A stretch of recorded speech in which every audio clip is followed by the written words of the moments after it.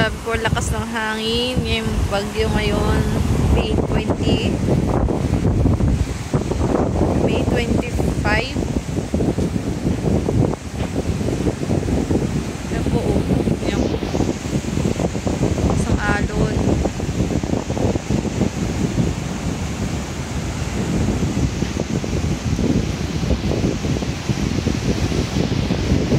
Kahit po sa Kapalong, malakas din ang alon. Dito po, sitio po to. Sitio ng Kapalong. Sitio ko na Lumbakan. Ayan.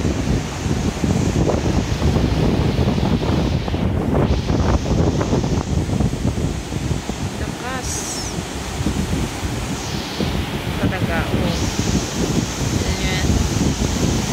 Tapos ang ano, ayan.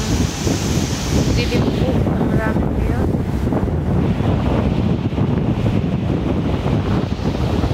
Nga, kalat na naman.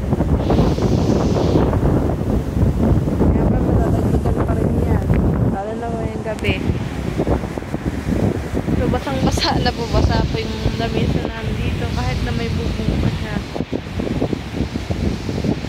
Sarap nga po ng bahay. Puro tulog na. Sobrang lakas.